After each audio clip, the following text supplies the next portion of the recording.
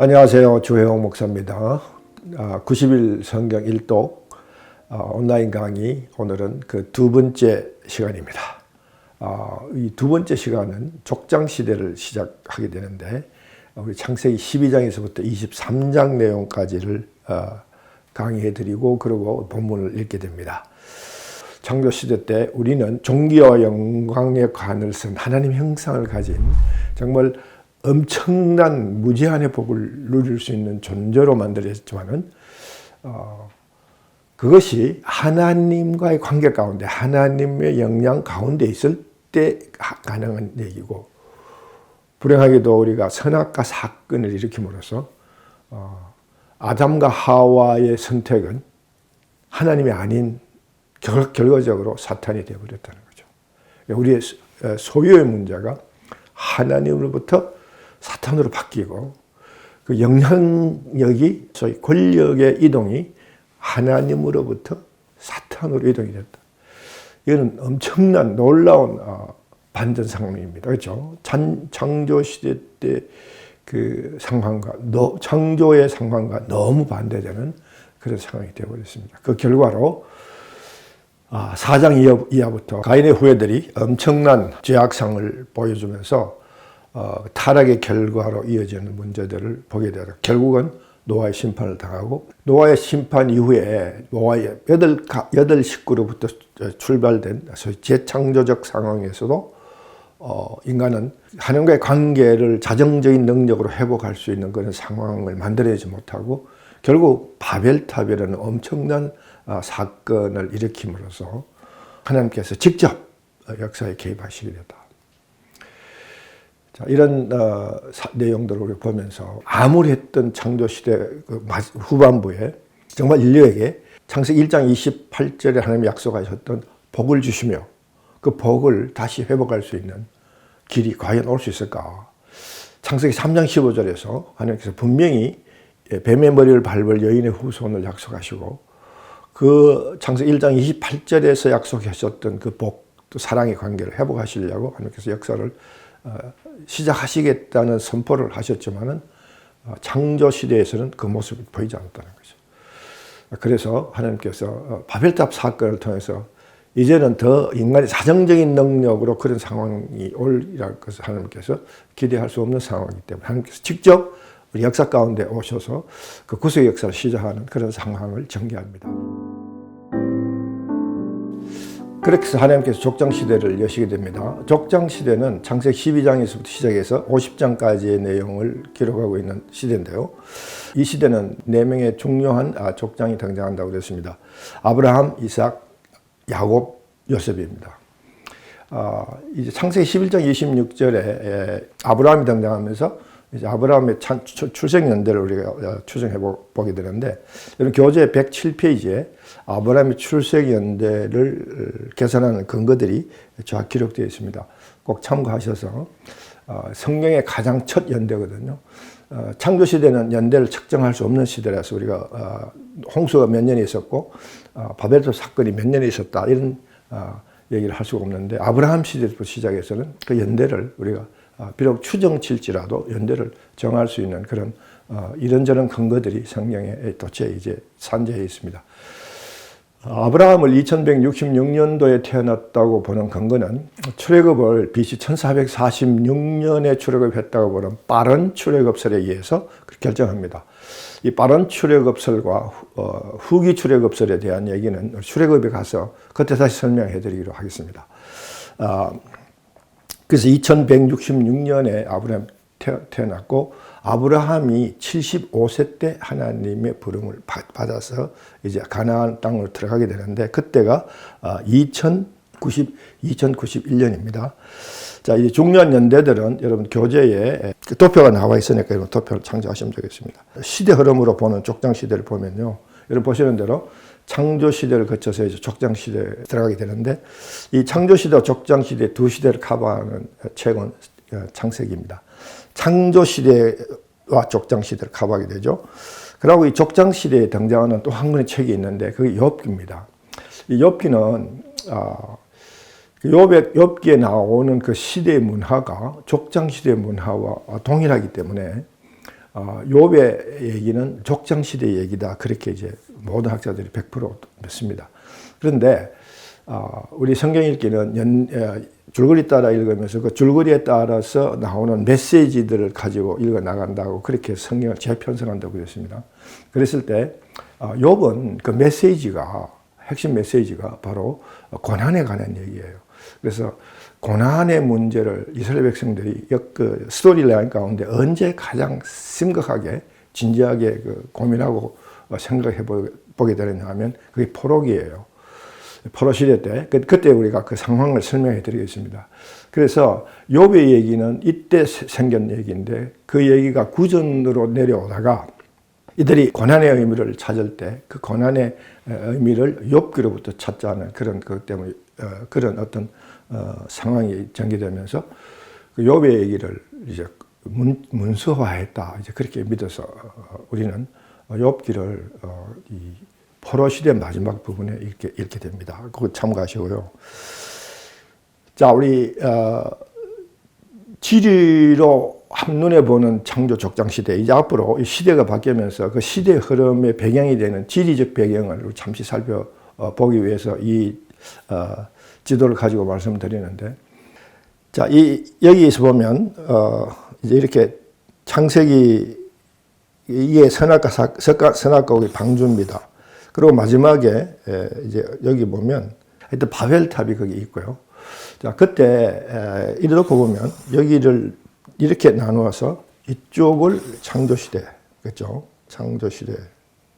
여기서부터 이제 족장시대가 된다. 족장시대. 여기가 창세기 1장에서 11장까지 내용이고, 요거는 12장에서 50장까지의 내용을 보여준다. 자, 그러니까 창조시대의 네 가지 사건은 여기 이 지리적 배경 가운데서 일어난다고 우리가 그렇게 추정을 할 수 있죠. 그 다음에 아브라함을 갈대아 지방 갈대아 지방 우르에서 아브라함을 부르십니다. 그 우르가 여기 있죠. 그리고 여기가 하란입니다. 하란. 그리고 여기가 가나안이고요. 여기가 애굽입니다. 그래서 아브라함을 하나님께서 불러서 하란으로 이동했다가 하란에서 가나안 갔다가 가나안에서 애굽으로 가죠. 거기서 애굽에서 이제 거짓말 사건을 일으키고 다시 이제 가나안 지역으로 돌아옵니다. 여기서 정착하면서 이삭을 낳고 이삭이 에서와 야곱을 낳습니다. 야곱이 이제 결국 또 일을 저지르고 하란으로 도망간 거죠. 그죠? 그래서 하란에 도망가서 한 20년 동안 하란에서 지나다가 다시 가나안 땅으로 돌아오게 됩니다. 그래서 여기서 정착에 살다가 요셉이 애굽으로 팔려가는 그런 사건이 벌어지고 그러면서 이 애굽에 엄청난 기근이 오게 되죠. 그때 이 기근을 관리할 수 있는 사람으로서 요셉이 발탁이 되어서 요셉이 애굽의 총리 대신이 되고, 그리고 이 기근이 이 일대를 다 확산하게 되자 야곱의 70인 가족, 그때는 야곱의 가족이 70인이 된 거죠. 70인이. 그래서 그 70인 가족이 애굽으로 이제 그 기근을 피해서 이주하게 되는 이제 그런 내용들을 보여주는 이 지도입니다. 이 지리적 이동이 창세기 전체의 얘기를 다 포용하고 있다. 스토리 라인으로. 그렇게 해서 한번 창세기 전체 얘기를 이렇게 지리적 이동을 통해서 전체 내용을 한번 정리해 보는 것도 매우 성경을 현장감 있게 이해하는 데 매우 중요한 도움을 제공받을 수 있습니다. 그래서 하나님이 아브라함을 부르시고 족장시대를 시작하시는데, 이 족장시대 시작하시는 가장 큰 이유가 우리 구속사적 관점에서 바로 창세기 1장 28절에 저들에게 복을 주시며, 그죠? 복을 주시는 그 태초의 첫 약속, 그 약속이 선악과 사건 때문에 막혀버렸고 다시 그것을 회복하시려고 창세기 3장 15절에서 뱀의 머리를 밟을 여인의 후손을 약속하시고, 그래서 구속의 역사를 시작하지 않을 수 없는 그런 상황이 창조시대 하반부에 이 홍수와 이 바벨탑 사건을 통해서 제가 보았습니다. 이제는 하나님께서 역사에 직접 오셔서 친히 이 구속 역사를 이끄시고 진행하셔야 된다는 상황을 하나님께서 직접 보여주시는 거죠. 그래서 아브라함을 부르시게 됐다. 자, 그러면 자, 아브라함 그러면 여러분 금방 무엇이 생각납니까? 아브라함에 대해서 생각나는 게 무엇이에요?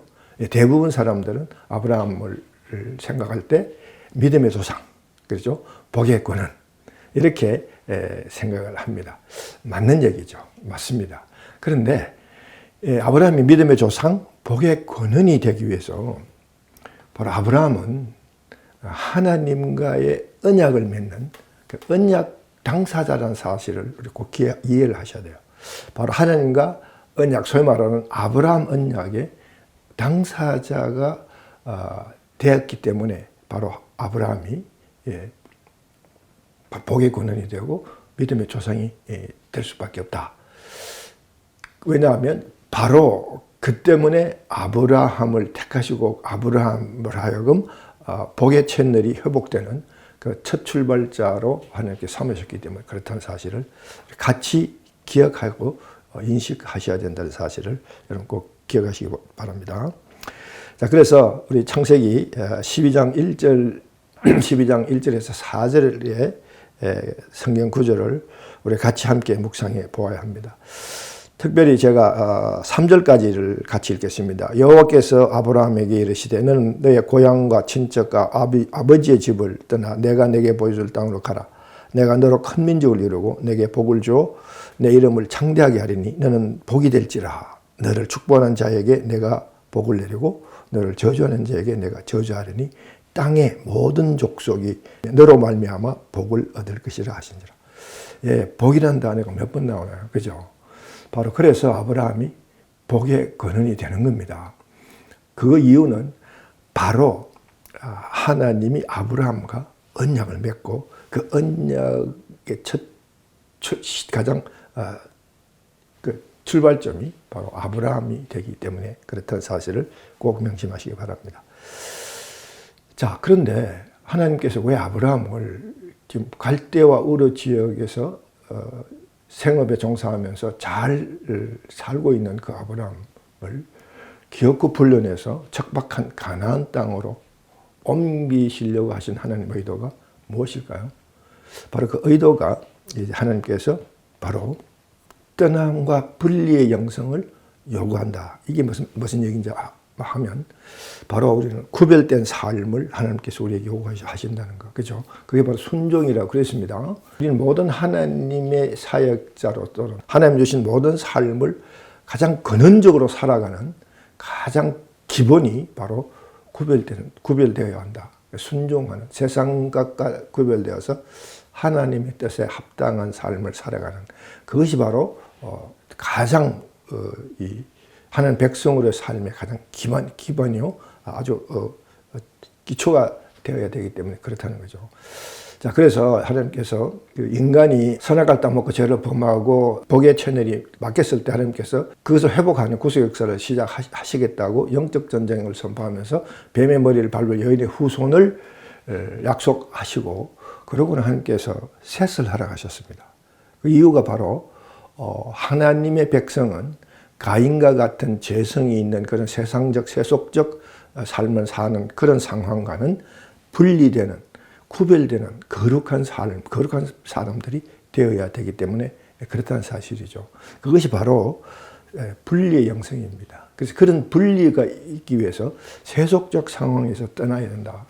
그래서 하나님이 아브라함에게 고향과 친척과 아비 집을 떠나라. 바로 이 고향과 친척과 아비 집을 떠난다는 이 말은 바로 지연이나 혈연이나 또는 그런 인맥을 가지고 있는 그런 세속적 상황을 버리고 하나님이 지시하는 그 지시에 순종하는 삶을 살게 하기 위해서 그 갈대와 우르 지방의 현재적 상황을 떠나게 한다는 거죠.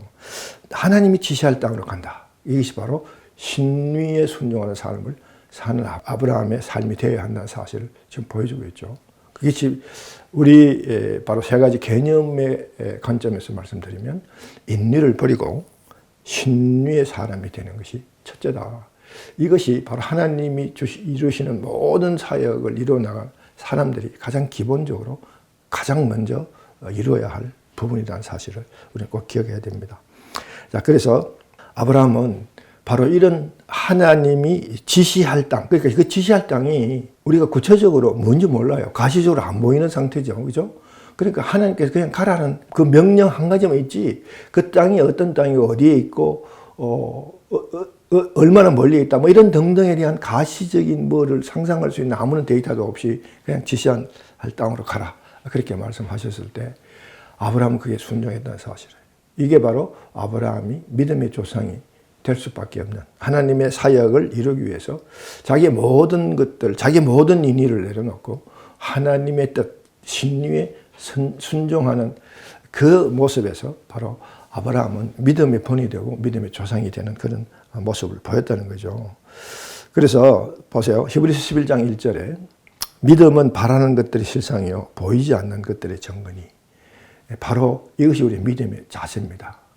어떤 가시적, 눈에 보이기 때문에 그걸 근거로 믿는다. 그 믿음은 매우 취약하고 약한, 아주 나약한 믿음일 수밖에 없다는 거죠.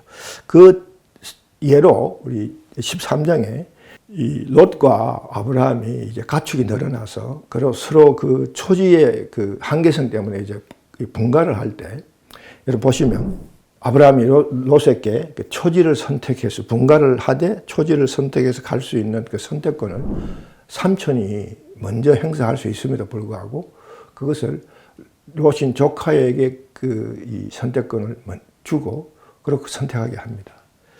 그러자 이 롯은 바로 자기 눈에 가시적으로 보이는 아름다운 그 곳을 판단의 기준으로 삼고 근거로 삼고 소돔과 고모라가 있는 지역에 푸른 초장이 눈에 가시적으로 좋아 보이는 그곳을 택합니다. 네. 자, 그렇게 해서 분가를 했을 때, 자, 그러면 아브라함은요, 땅을 어떻게 얻게 됐냐면, 바로 그런 아브라함이 남은, 이제, 이 롯이 정하고 난 뒤 남은 걸 택한 게 아니라, 역시 하나님께서 지시하고 하나님께서 허락하신 땅을 받게 되는 거죠. 그게 바로 창세기 13장 14절에 나오는 핵심적인 말씀입니다. 여호와께서 아브라함에게 이르시되, 여기에 바로 아브라함의 믿음의 자세가 있었다는 거죠. 자기 판단에 자기 중심적으로 자기가 옳다고 되는 판단을 가지고 결정한 게 아니라 하나님이 지시하는 하나님의 방법과 하나님의 뜻에 의해서 결정했다는 사실. 여기서 아브라함은 믿음의 조상임을 우리가 보게 됩니다. 자, 그렇게 해서 아브라함은 하나님께서 지시한 그 땅을 향하여 출발하게 되죠. 자, 여기서 우리 아브라함의 이동 상황을 잠시 보겠습니다. 여기 보시는 대로 여기가 우르 지방이죠. 여기가 바로 아브라함이 살던 고향입니다. 자, 여기를 떠나서 이제 하란으로 갑니다. 하란에서 이제 여기 아버지 데라와 그리고 아브라함과 그리고 조카 롯의 가족 세 가족이 이제 떠났다 그렇게 이제 보죠. 하란에 머물다가 아버지 데라가 거기서 세상을 떠나자 이제 롯과 아브라함은 이제 하나님 지시한 땅으로 다시 이동을 시작합니다. 자, 그래서 다마섹을 거쳐서 세겜으로 오게 됩니다. 세겜으로 왔을 때 여기서 하나님께 단을 샀고 하나님께 제사를 드린 후에, 그런데 거기까지는 신뢰로 갔는데 이제 갑자기 인의가 발동되는 상황이 전개가 되죠. 기근이 기다리고 있었다. 기근을 맞게 되자 바로 그 기근을 피하기 위해서 애굽으로 가게 되죠. 그러니까 애굽에서 아내를 누이라고 속이고 자기의 신분의 안전을 위해서 거짓말을 하는 그런 상황이 벌어졌다가 한바탕 소동이 일어난 후에 하나님께서 아브라함을 다시 보호하시사 이제 애굽을 떠나게 하시고 헤브론이라는 지역으로 이동하게 합니다. 자, 이것이 아브라함의 이동 경로죠. 자, 그런데 이것이 하나님이 지시할 땅입니다. 이 가나안 땅에 하나님께서 갈대아 우르에서 가나안 땅으로 이동하게 하셨다는 거죠. 자, 그럼 왜 갈대아 우르를 지나서 가나안 땅으로 이동시킨 그 지시한 땅이 가나안이고 그걸로 이동하게 하신 하나님 두 번째 이유는 바로 첫 번째 이유와 매우 같이 하는데, 하나님과 함께하고 하나님 의지하고 하나님 하는 모든 일들을 따라 순종하며 살아갈 수 있는 그 여건 가운데 아브라함을 두게 하고 싶었다는 거죠. 그 여건이 뭐냐? 그게 바로 우리는 구약 전체에서 다 항상 보게 된 그 지정학적 의미를 생각하게 된다는 거죠. 자, 여러분, 이 지도 가나안 땅이 갖는 지정학적 의미를 잘 이해를 하셔야지 구약의 역사적 상황을 이해하는데 매우 중요한 인사이트와 도움을 받을 수 있습니다. 여러분 보시는 대로 두 개의 큰 문명이 나오죠. 그리고 지금 여러분 이 초록색 빛깔로 처리되어 있는 부분이 바로 여러분 이제 창세기를 공부할 때 항상 나오는 얘기, 비옥한 초성달 지역, Fertile Crescent. 이 지역이 바로 세계 4대 문명 중에 이제 2개의 문명이 발생하는 지역입니다. 바로 보시는 대로 애굽의 문명, 나일강을 중심으로 한 애굽 문명과 그리고 메소포타미아 유프라테스 강을 중심으로 발생한 바벨론 문화, 이 두 문화가 이제 이 지역에서 발생하게 되죠. 그런데 여러분 그때나 인류 문명이 인류 역사가 시작되고 문명이 발전하면서 끊임없이 일어나는 문제는 뭐냐 하면 각 문화와 문명의 패권주의입니다. 네. 자기들이 모든 것들의 그 패권을 쥐고 싶어 하는 그 인간적 그 욕구가 역사에 많은 긍정적이면서도 또 부정적인 에너지로 작용했다는 사실을 부정할 수 없습니다. 아브라함 시대도 마찬가지예요. 그러므로 이 나일강의 애굽 문명과 북쪽의 메소포타미아 문명, 그렇죠? 바벨론 문명, 이 두 문명이 항상 서로 패권주의, 그 지역의 패권을 장악하기 위해서 충돌할 때 그 충돌의 지역이 어디냐 하면 바로 가나안 지역이다. 가나안 지역. 예. 바로 여기에 이스라엘 백성들이 하나님께서 아브라함만 여기 주신 게 아니라 아브라함과 약속하실 때 4대 만에 그 아브라함 후손들이 이 땅에 돌아온다. 지금 이 아브라함이 와 있는 이 가나안 땅에 돌아오게 된다. 그래서 이스라엘 백성이 하나님 나라를 회복했던 그 제2의 에덴의 위치를 여기에 잡았다는 거죠. 왜냐? 바로 여기에 하나님을 의지할 수 있는 상황이 전개되기 때문에 그런 상황 가운데 늘 하나님을 의지하고 하나님을 바라보고 하나님을 생각하며 주의 신유로 살아라. 그 환경과 여건을 갖추고 있는 곳이 여기다. 그래서 이 장소를 택했다고 보여지는 거죠. 선악과 사건에 있어서의 선악과와 같은 그런 의미를 갖고 있다고 보시면 되겠습니다. 바로 이런 이유 때문에 하나님은 아브라함을 가나안 땅으로 가게 하셨다는 거죠. 하나님이 아브라함을 부르신 이유는 바로 언약을 체결하기 위해 하나님과 언약을 체결하는데 그 언약의 내용이 뭐냐 하면 언약을 체결하는데 바로 그 언약은 왜 언약을 체결하시느냐 하면 하나님 나라를 회복하시기 위해서 언약을 체결하게 되는 거죠. 자, 그 하나님 나라는 우리가 지금 얘기하는 하나님 나라는 에덴에서의 완벽한 삶을 살던 그런 상태를 얘기하는 거죠. 자, 하나님이 모든 것들의 주인으로서의 관계 가운데 살아가는 그것이 하나님 나라야. 그러니까 지금 우리 하나님 나라는 세상적 나라의 시스템, 그런 시스템이 아니라 하나님이 주인이고 하나님이 우리의 삶의 지배 원리요, 통치 원리요, 그런 관계 가운데 살아가는 것이 바로 하나님 나라입니다. 그게 우리 삶 속에 일어나는 하나님 나라는 거죠.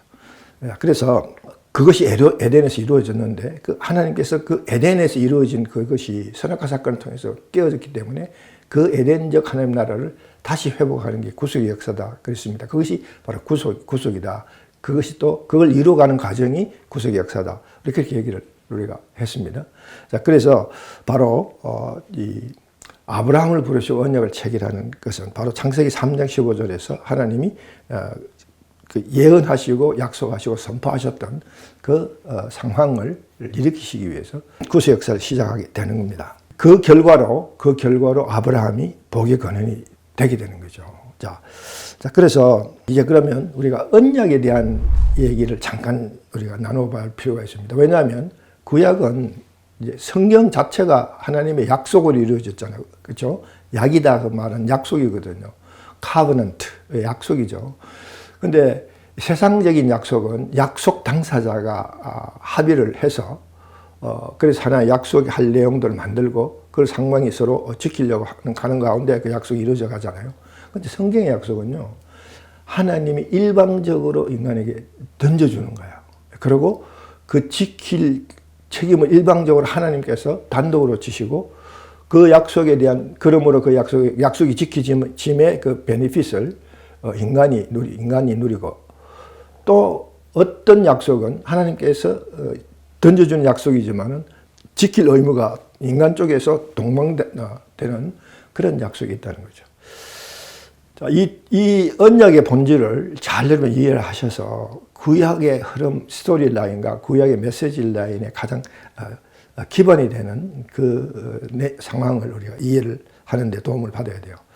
자, 구약의 역사를 이해하기 위해서는 반드시 언약의 흐름을 이해해야 되고, 구약의 메시지를 이해하기 위해서 그 언약이 주어지는 내용을 우리가 잘 파악하면 가장 핵심적인 메시지를 우리가 잡아낼 수 있다는 사실을 꼭 기억하시면 좋겠습니다. 그러니까 하나님의 언약이 최종적으로 완성된 게 예수 그리스도거든요. 그래서 그 예수 그리스도의 그 약속이 바로 하나님의 모든 약속을 다 성취하신 그 약속이 신약이에요. 새로운 약속. 그 전에 구약적 상황에서 일어났던 모든 약속은 그야말로 구약이죠. 옛날 약속입니다. 그 약속의 제일 이 처음이 이미 우리 창조 전에 하나님께서 주신 약속이 있죠.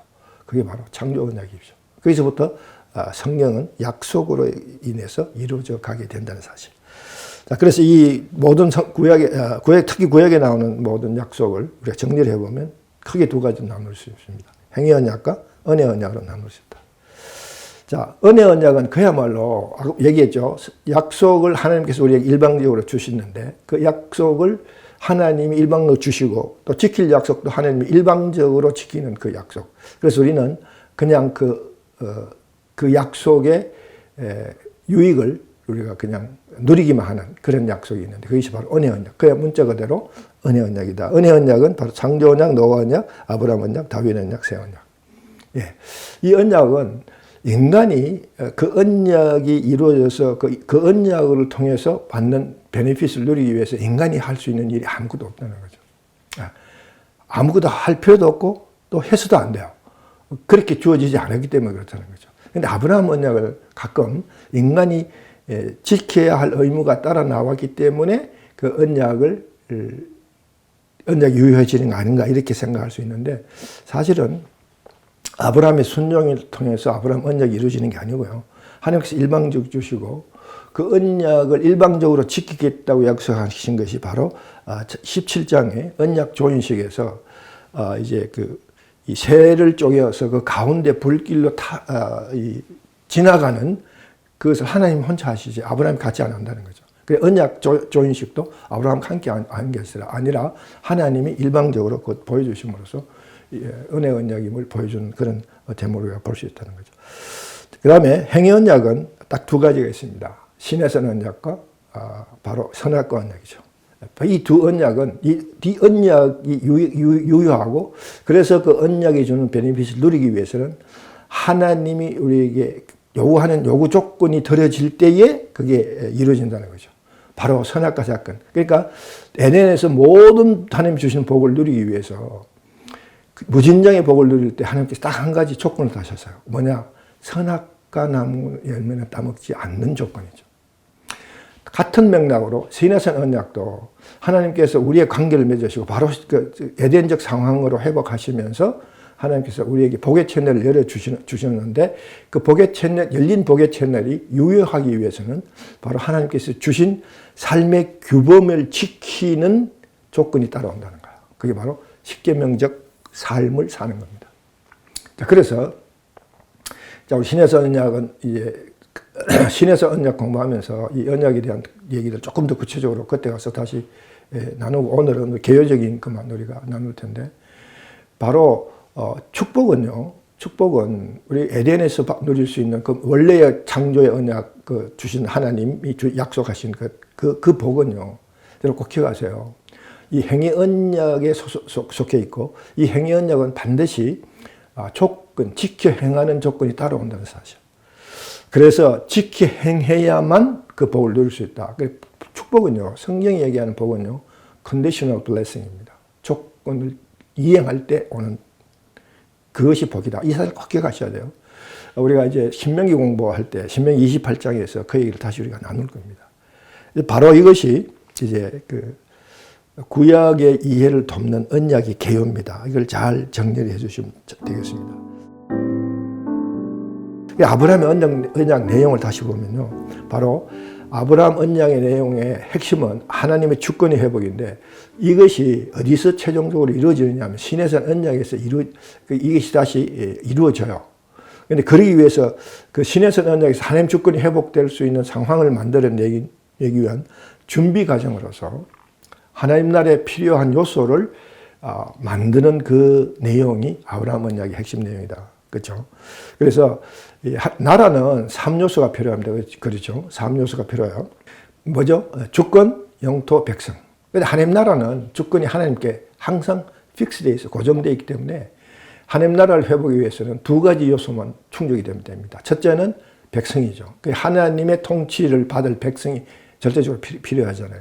여러분, 우리 노아의 홍수까지도 그랬고, 노아의 홍수 이후도 노아의 후손들이 타락해서 바벨탑 사건을 일으킬 그 모든 상황에서는 하나님의 통치를 받을 백성이 없었다는 거야. 그러니까 이제 그 백성을 만들어서 그 백성을 중심으로 한 에덴의 상황을 다시 회복하는 그 일을 위해서 하나님께서 정지 작업, 준비 작업을 지금 하시는 거죠. 그래서 하나님 백성을 만드는 일이 지금 절대적으로 필요하고, 그런데 그 백성이 다시 살아가야 할 영역, 영토가 이제 필요하게 되죠. 자, 그래서 아브라함 언약을 통해서 하나님께서 이 두 가지 약속을 합니다. 그래서 하나님 그러죠. 아브라함에게 너의 자손과 너의 자손이 하늘의 별과 땅의 모래보다 많다. 이렇게 자손의 번성, 하나님의 백성의 그 충만, 그렇죠? 생명을 번성하고 충만한 그 상황, 그걸 하나님께서 다시 창조적 상황으로 다시 회복해서 그 상황을 만들어내고 싶은 거죠. 그리고 그 백성이 이제 가나안으로 다시 돌아오는, 4대 만에 돌아오는 그 약속을 하는 것이 바로 아브라함 언약의 핵심 내용입니다. 그 이유는 바로 나는 그들의 하나님이 되리라. 하나님이 우리의 주권자로서의 관계를 회복하기 원하시는 그것이 바로 하나님 나라의 회복이고, 이것이 바로 아브라함 언약의 핵심 내용입니다. 그 내용들이 잘 정리해서 보여주는 것이 여러분 지금 보시는 구절들입니다. 창세기 12장 1절 2절에 바로 땅, 민족이라는 얘기가 나오죠. 그게 바로 영토와 백성에 관한 얘기고, 그리고 15절에 이 땅으로 돌아온다. 이 땅으로 돌아온다. 이 땅으로 돌아온다. 그게 바로 다시 땅, 영역을 얘기하고, 이 모든 것들의 가장 최종의 목적은 뭐냐면 8절, 17장 8절에 나는 그들의 하나님 되리라. 그것이 가장 하나님의 아브라함 언약에 있어서 가장 핵심 내용이 됩니다. 다시 정리하면 아브라함 언약의 가장 핵심은요, 하나님 나라의 주권, 하나님 나라의 주권을 회복하는 것이다. 바로 나는 그들의 하나님이 되리라. 여기까지가 바로 하나님 나라의 회복에 대한 아브라함 언약의 핵심 내용이 되겠습니다. 바로 이런 언약을 아브라함과 체결했기 때문에 아브라함이 바로 이제 복의 근원이고 믿음의 조상이 되는 겁니다. 아브라함 그러면 바로 이 언약을 꼭 생각하시고, 성경에 나오는 가장 중요한 이 뼈대들의 그 줄거리 라인과 메시지 라인의 그 뼈대가 아브라함 언약으로부터 시작한다는 사실을 꼭 기억하시고, 이 아브라함 언약의 핵심 내용을 잘 이해하셔서, 그리고 이제 그 연장선상에서 신의 언약이 나오고, 또 그 연장선상에서 새 언약이 나오고, 다윗 언약이 나오고, 새 언약이 다 나오게 되고, 그걸 배경으로 해서 구약의 역사와 이제 메시지 라인이 흘러간다는 사실을 꼭 여러분 기억하시기 때문에 이거는 매우 중요한 출발 포인트에서 이해해야 할 부분들이라는 것입니다. 아브라함이 또 믿음의 조상이라는 것을 보여주는 재미있는 에피소드가 있습니다. 성경에 없는 얘기지만은 지금 뉴욕에서 사역하고 있는 유대교 랍비 조셉 텔로스킨이라는 랍비는 유대교 관점에서 풀어보는 구약, 그런 내용의 책을 저술했습니다. 여러분 화면에 그 책 표지가 뜨는데 Jewish Literacy라는 제목인데, 이게 사실 유대교가 해석하는 구약입니다. 그러니까 창세기부터 말라기까지 쭉 유대교 전통을 가지고 이제 구약적 상황을 쭉 설명하는 그런 일종의 주석서 같은 얘기인데, 여기에 아브라함 부분이 나옵니다. 하나님 왜 아브라함을 택해서 하나님의 언약 당사자로 삼으셨냐 하면 아브라함이 바로 유일신 신앙을 갖고 있었다고 그렇게 이제 봤기 때문에 그렇다는 거죠. 그걸 보여주는 에피소드가 있는데 우리 성경에도 보면 아브라함 아버지 데라가 갈대 우르 지방에서 가졌던 생업이 뭐냐 하면 그 우상을 제조해서 판매하는 비즈니스를 하고 있었거든요. 아브라함은 그게 굉장히 불만이었었어요. 하나님 외에 신이 없다고 생각을 하는데 왜 아버지는 그 우상을 만들어 가지고 물론 그때 그 우르 지방의 그 이제 그 왕성했던 우상 숭배 이것 때문에 이제 우상을 많이 우상이 잘 팔리는 그런 상황이긴 하지만은 아버지의 그 직업에 대해서 굉장히 불만을 품고 있었죠. 그래서 하루는 아버지가 이제 그 가게를 비우고 출타를 하면서 가게를 아브라함에게 맡기고 갑니다.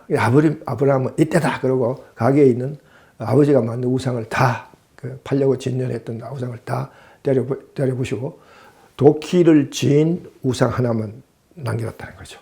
아버지가 돌아와 보니까 가게가 난장판이 되는 거죠. 이놈아 가게 잘 보라 그랬지 왜 이렇게 다떼기 부셨냐. 막 화를 내면서 이제 윽박을 지르니까 아브라함이 이렇게 부수지 않고 남겨두었던 그 도끼 든 우상을 가리키고 있다. 그러니까 이 도끼 든 우상이 다 부셨다는 거죠. 그렇죠? 그러니까 아버지가 이놈아 그 도끼를 든 그 우상이 어떻게 움직여서 다 부시냐고 이것을 부시느냐고 막 그렇게 오히려 역정을 내시고 이러니까 그때 아브라함이 그랬다는 거야. 그렇죠 아버지. 우상은 도무지 무용지물이 아무것도 할 수 없는 건데 왜 우리가 우상을 만들어서 파느냐고요. 그렇게 해서 우상의 무용지물성을 아버지에게 얘기함으로써 하나님만이 유일한 신이다. 이제 그런 생각을 젊은 아브라함이 가졌다는 거예요. 그래서 이건 어디까지나 유대교 자기들 그 전성과 전통에 나오는 얘기입니다. 믿거나 말거나. 근데 우상이 무용지물이라는 사실은 성경에도 분명히 나오죠. 그죠? 특별히 시편 115편은 바로 우상의 무용성을 아주 명확하게 보이는 시편입니다. 여러분 시간을 내셔서 시편 115편을 꼭 찾아보시고 우리 마음속에 이런저런 형태의 우상들은 다 하나님 앞에서 다 무용지물이고 다 쓸데없이 다 버려야 할 것들이라는 사실을 다시 한번 상기하면 좋겠습니다. 시편 115편에 우상은 눈이 있어도 보지 못하고 귀가 있어도 듣지 못하고 발이 있어도 걷지 못하고 기동성이 전혀 코가 있어도 냄새 못 맡고 전혀 무용지물이라는 사실을 매우 분명하게 강조해서 보여줍니다. 바로 이런 에피소드 같은 얘기가 아브라함은 이미 믿음의 조상이라는 그런 어떤 바탕을 깔고 있었지 않았나 그런 생각을 해보게 하는 에피소드입니다. 우리 18장, 19장 얘기를 또 잠시 나누죠. 18장에서 아브라함과 언약을 맺고 난 뒤에 다시 하나님이 아브라함을 찾아오시는 장면이 18장에 나오죠. 이 마므레 지방 그 상수리 나무가 있는 그 그늘 아래서 이 한낮에 그 오수에 졸고 있다가 이 새 존재가 나타나는 그 상황을 맞이하게 됩니다. 근데 그 중에 하나가 하나님이라는 사실을 아브라함께서 거의 본능적으로 알아보고 사실은 새 천사가 등장하게 되는데 여러분 성경에 천사가 등장하면 이 천사가 날개에 달린 그런 어떤 모양 우리가 이제 만화나 이렇게 이 사파에 나오는 그런 모양의 그 천사를 연상하지 마시고 하나님 직접 오셨다. 그렇게 하나님이 직접 오셨다. 그렇게 생각하시면 돼요. 이제 천사를 대동하고 하나님께서 직접 오신 그런 상황이죠. 아브라함은 그 상황에 하나님의 모습을 적각 알아차리고 허리 굽혀 절하면서 하나님 영접합니다. 그러고는 하나님께 이제 그 손대접을 시작하죠. 그러니까 하인을 시켜서 손대접을 하는 게 아니라 아브라함이 직접 양도 고르고 밀가루도 좋은 걸 고르고 해서 자기가 직접 요리도 하고 그래서 풍성한 식탁을 마련해서 하나님을 이제 대접을 하게 됩니다. 그럴 때 하나님께서 그 풍성한 대접을 받으시고 아브라함에게 이제 천기를 누설하는 놀라운 말씀을 전하게 되죠. 그 천기 누설이 두 가지입니다. 하나는 아들을 약속합니다. 하나님의 그 구속 역사를 이어갈 정통 라인을 이제 하나님께서 만들어 가신다는 그 사실을 약속을 줍니다. 근데 이게 현실적으로 생물학적으로 도저히 맞지 않는 얘기예요. 아브라함 나이가 75세고 사라의 나이가 늙어서 이 생리가 끊어진 상태, 그죠? 그래서 아기를 가질 수 없는 그런 생리적 상황인데 아기가 난다니까 이게 도무지 무슨 얘기냐. 아브라함의 아내 사레가 웃습니다, 그죠? 그래서 그 웃는 그 모습을 하나님 아시고 아브라함 아내 이름을 사라로 바꿔주시죠. 사라라는 말은 미소라는 뜻입니다. 그러고는 이어서 또 하나의 청기를 누설하는데 그것이 바로 이 소돔과 고모라를 멸망하시려는 하나님의 계획을 전하게 되죠. 자, 그러자 이제 아브라함이 그 접대적 상황은 끝나고 소돔과 고모라를 멸하기 위해서 가시는 하나님을 대동해서 하나님에게 소돔과 고모라의 상황을 중재하면서 그 상황을 모면하게 하려는 그런 역사를 그런 일을 하게 되는 그 모습을 우리가 읽게 됩니다. 자, 여기서 잠깐 우리 18장 여기에 하나님을 영접하고 하나님을 대접하고 그리고 하나님과 대화하고 그리고 하나님과 동행하여서 소돔과 고모라의 문제를 해결하기 위해서 함께 가는 이 장면에서 예배의 전형적인 모습을 우리가 볼 수 있다는 거죠.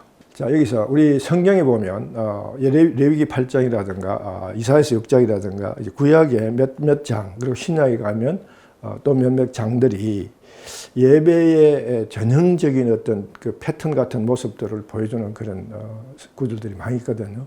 우리 그때 그런 장을 접할 때 제가 그때 짧게 또 부연 설명해 드릴 텐데 우리 18장에서 예배의 전형적인 모습을 우리가 한번 살펴보려고 합니다. 예배란 그야말로 우리 한문으로 예배를 풀어보면요. 예를 갖추어 절배자, 절한다 그거거든요. 예를 갖추어 절한다. 이게 아주 완벽한 예배의 정의입니다. 예를 갖춘다는 것은 누구에게 갖추어요? 누구에게 예를 갖추니까 하나님께 갖추는 거죠. 하나님께 예를 갖추어서 절한다는 것은 다시 말해서 하나님과의 온전한 관계 회복을 위해서 하나님의 모든 영광을 인정하고 그리고 내 자기 중심성을 하나님 앞에 온전히 꺾어 내려놓는 결단을 보여주는 그 상황, 그것이 바로 예배라는 거예요. 여러분, 예배가 삶으로 드리는 예배든 또는 우리 형식적 예전으로 드리는 예배든 예배의 가장 기본에 깔려 있는 그 예배의 스피릿 정신은 자기 중심성 내려놓고 하나님의 뜻에 모든 것들을 순종을 결단하는 그걸 통하여 하나님과의 관계가 회복되는 것을 우리는 예배라고 합니다. 삶 가운데서 그런 상황이 벌어져야 되고 의전으로서 드리는 예배 가운데서 그것이 일어나야 된다. 자, 그런 과정을 보여주는 게 바로 지금 18장에서 아브라함이 하나님을 만나는 내용입니다. 하나님 첫째 오셔요. 예배는 하나님의 임재가 처음입니다. 우리가 예배를 드리기 위해서 우리가 자발적으로 우리가 주도적으로 예배를 마련하고 하나님을 초청하는 게 아니라 이미 하나님이 우리로 예배를 드리게끔 오시고 찾아주시고 임재하신다는 거죠. 그게 가장 중요한 부분입니다. 예배 주도권이 하나님께 있다는 사실을 꼭 기억하시고 그러므로 우리의 모든 예배는 하나님 방법대로 해야 돼요. 하나님을 기쁘게 하시는 데 초점 맞춰져 있지 내 감정이 고조되고 내가 은혜 받는데 초점이 맞춰져 있지 않다는 사실을 꼭 기억하시기 바랍니다. 자, 그래서 이 아브라함은 땅에 굽혀 절하다 절을 합니다. 절한다는 것은 바로 자신의 자기중심을 내려놓고 자기의 재성을 내려놓고 하나님께 용서를 구하고 자백을 하는 그런 모습과 흡사하다.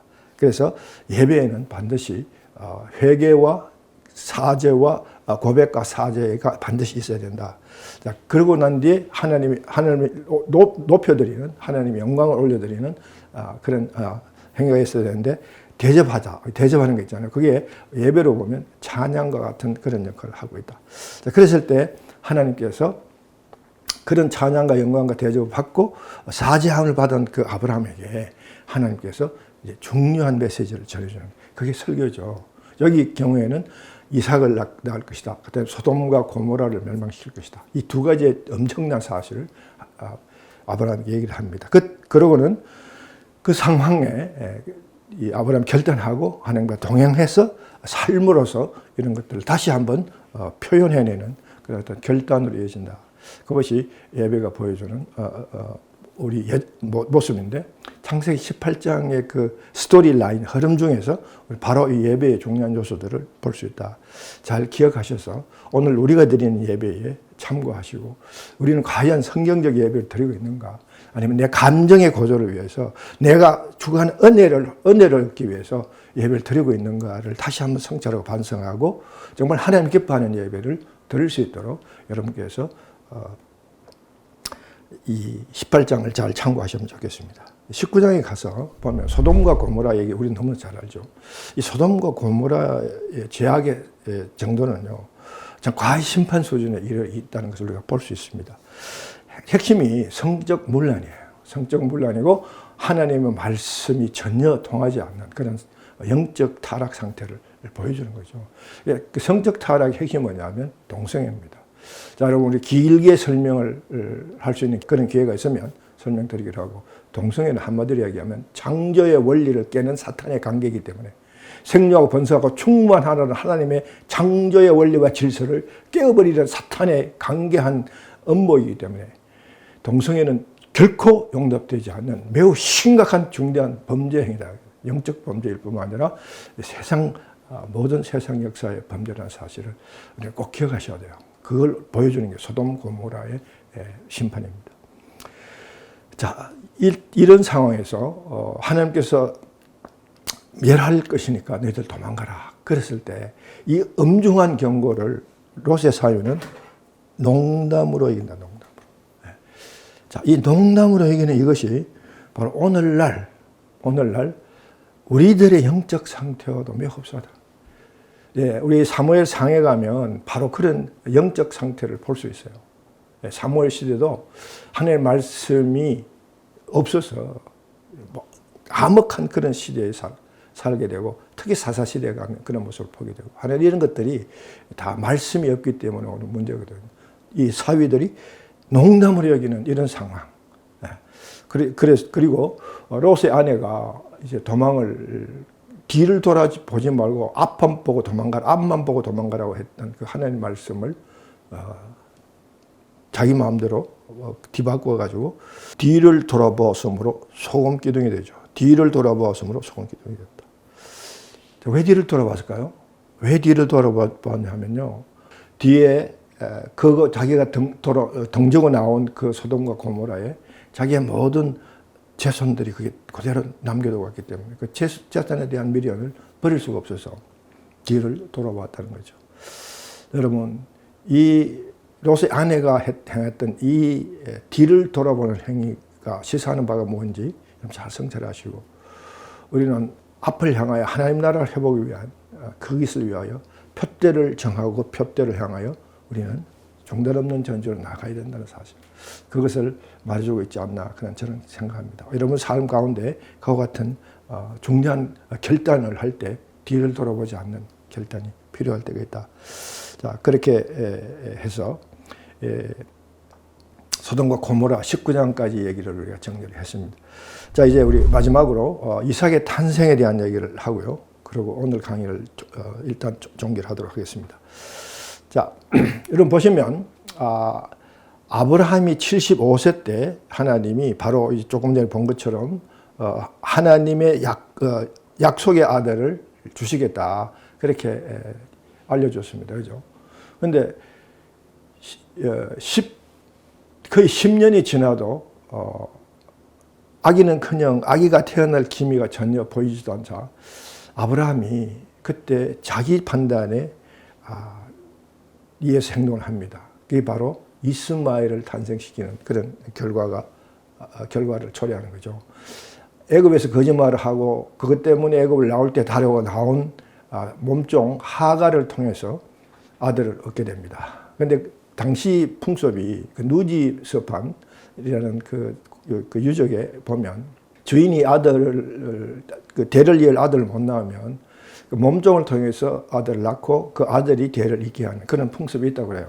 그런 풍습의 일환으로 몸종 하갈을 통해서 아브라함의 대를 이을 아들을 낳잖아요. 그런데 그거는 하나님이 원하시고 하나님이 원하는 방법도 아니고 하나님의 계획도 아니기 때문에 하나님 그걸 인정하지 않으시고 하나님은 기어코 약속의 아들을 주시겠다고 다시 얘기를 하고, 그래서 이삭이 언제 태어나느냐면 아브라함이 100세가 될 때, 그러니까 첫 약속한 걸로부터 25년 후에야 아들을 주신다는 거죠. 자, 여기서 신유와 인유의 개념이 있는 얘기입니다. 그죠? 하나님은 언제나요, 하나님 방법대로 하세요. 하나님의 섭리와 계획 가운데, 하나님의 경륜 가운데 하나님이 뜻을 이루시는 거죠. 우리는 순종하고 인내하며 그 결과를 기다려야 되는 그런 그게 바로 믿음이라는 거죠. 그죠? 아브라함은 그런 믿음의 조상이었을 뿐만 아니라 때로는 그 믿음이 약해져서 다시 인내로 돌아갈 그런 모습도 가끔 보이게 됐다. 그렇게 귀하게 얻은 그 아들을 하나님께서 이제는 번제로 제물을 드려라. 그런 정말 감당하기 힘든 엄청난 명령을 내립니다. 그런 엄청난 상황 가운데서도 아브라함은 그 하나님의 명령을 순종하고 이삭을 번제로 드리려고 이제 모리아 산으로 달려가서 번제를 드리는 그런 상황에 직면하게 되죠. 자, 그래서 여러분 그게 보이는 그림처럼 아브라함이 이삭을 죽여서 번제를 드리려고 죽이려고 칼을 높이는 그 순간에 하나님께서 그 행위를 멈추고 바로 이렇게 말씀하십니다. 내가 이같이 행하여 내 아들 내 독자도 아끼지 아니하였은즉 내가 내게 큰 복을 주고 내 씨가 크게 번성하여 하늘의 별과 같고 바닷가의 모래와 같게 하리니 내 씨가 그 대적의 성문을 차지하리라. 또 내 씨로 말미암아 천하 만민이 복을 받으리니 이는 내가 나의 말을 준행하였습니다. 엄청난 다시 복의 확약을 다시 받게 돼요. 그래서 아브라함은 복의 근원이 되죠. 아브라함으로 인해서 하나님의 구속의 역사가 출발하게 되고 또 그 모든 상황 가운데 이제 하나님이 아브라함을 통해서 이제 모든 인류, 아브라함의 모든 후손, 영적 후손, 아브라함의 육신적 모든 후손들에게 하나님께서 복을 주신다는 사실을 다시 한번 확인을 하는 그런 놀라운 약속을 다시 받게 되는 거죠. 그때 하나님께서 그 수풀에 숨겨뒀던 양을 보여주시고 그 양을 제물 삼아 제사를 드리게 합니다. 그래서 그때 그 하나님, 그 모습을 통해서 우리는 여호와 이레의 하나님이다. 여호와 이레라는 말이 나옵니다. 산에서 준비하셨다. 그러니까 미래를 향하여 하나님께서 계획 가운데 모든 것들을 인간의 복을 위해서 하나님께서 모든 걸 준비하고 계획하시고 실행해 가시는 그 하나님, 그분이 바로 여호와 이레 하나님입니다.